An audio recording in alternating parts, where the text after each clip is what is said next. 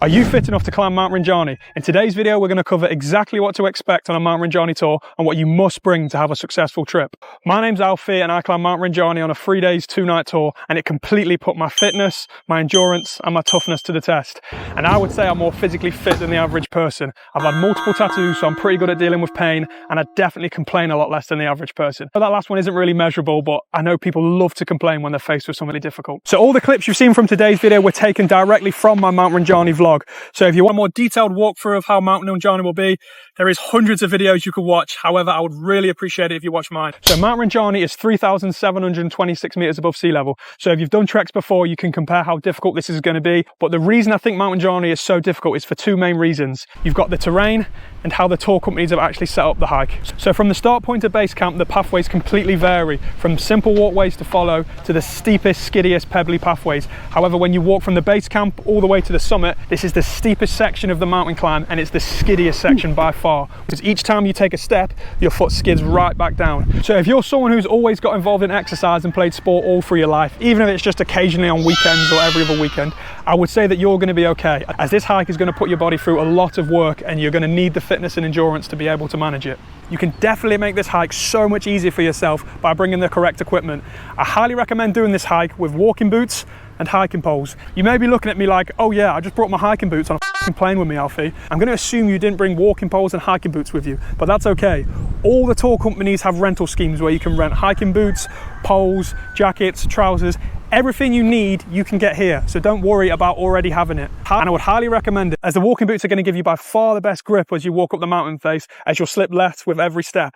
And the hiking poles, you'll be able to jam them buggers right into the ground and support your upper body, so you can tread much more delicately as you climb up the mountain. So that's the terrain covered. The second reason I think it's so difficult to climb Mount Rinjani is because how the tour companies have actually set up the hike. So the tour companies actually offer 3 main packages. You've got 2 days, 1 night, 3 days, 2 nights, and 4 days, 3 nights. So originally I was booked on to do the 2 days, 1 night tour, as I thought that the longer packages that they offered were for slower groups, and I thought there's nothing worse than walking up an entire mountain with a group of slow walkers.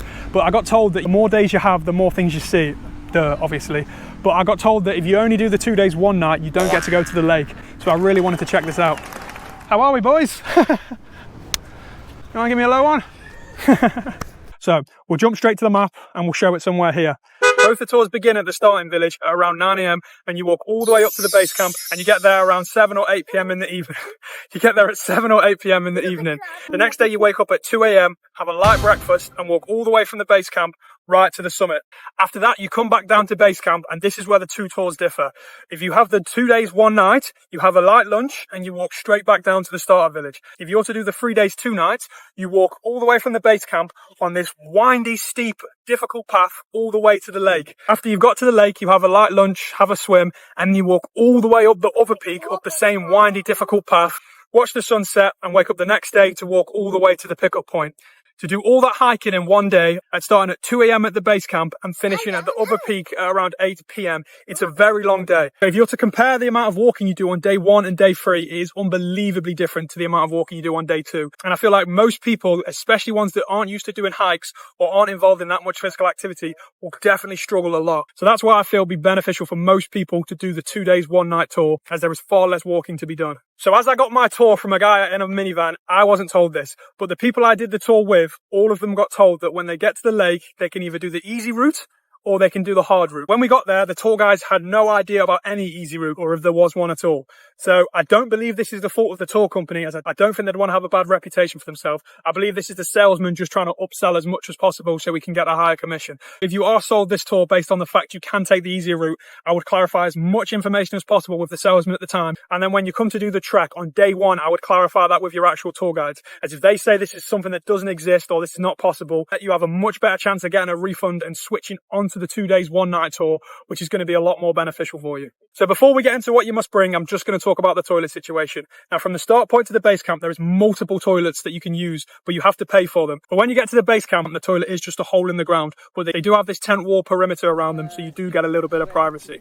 As all your food is included in the trip, the amount of exercise you do, I don't actually think you eat a lot of food. You especially don't eat much fiber, so I don't think you really need to worry about going number 2. So obviously everything you bring to Mount Rinjani, you're going to have to carry with you all the way up to the top. The less you bring, the better, but you have to bring what's necessary. For consumable things like food and water, I don't think you need to stress too much about. I think the best thing to do is just keep 1 litre of water on you, as you have porters that carry all the food, snacks, water, all the way up the side of the mountain. So every time you get a break, the tour guide will ask if you want to fill up your water bottle, if you want to have a snack, and you stop for lunch either on the side of the mountain or at the base camps. From the starting point to base camp, they have a shop every 40 minutes, so you can top up on fruit, snacks, water, even beer if you fancy it. Start with the clothes. It's so hot walking up that mountain. You're going to want to start the day in your summer clothes, i.e. your shorts and t-shirt. However, it gets so cold at night at that altitude, so you're going to want to bring a spare pair of winter clothes, i.e. just some tracksuit bottoms and a hoodie, and I would definitely bring some thicker socks to sleep in or extra pairs of socks to double up, as it gets so cold at night. As I only had a denim jacket and a thin windbreaker, but as I only slept in my hiking trousers, which are super thin, I had such a pain in my legs every morning from them being freezing all night. So definitely bring some thicker trousers and a thicker top. So due to the dryness of Mount Rinjani, you're going to get very dirty, as the dust is so fine. Each step you take, it's going to waft dust up in the air, and with your body being so sweaty, the dust is just going to stick to it. So I wouldn't recommend bringing your nicest clothes, as they will get absolutely filthy. And with the dust, I would recommend getting a bandana mask. You can either hire them at the starting point, or the tour companies will also offer them out as a rental, as you get higher and higher, the dust goes absolutely everywhere and you breathe in so much crap. So if you were to have a bandana mask, it would definitely filter out a lot of the crap that you'd be breathing in. As we've covered how hot and dry Mount Rinjani is, your lips are going to get incredibly dry and crusty. So I highly recommend bringing Vaseline. But obviously with your face being so dirty, putting Vaseline over dirty lips is going to do nothing. If you're going to bring Vaseline, you may as well bring wet wipes or an alternative way to clean your face. So that is everything for today's video. I really appreciate everyone for watching. If you have any other questions, I'll reply to every single one.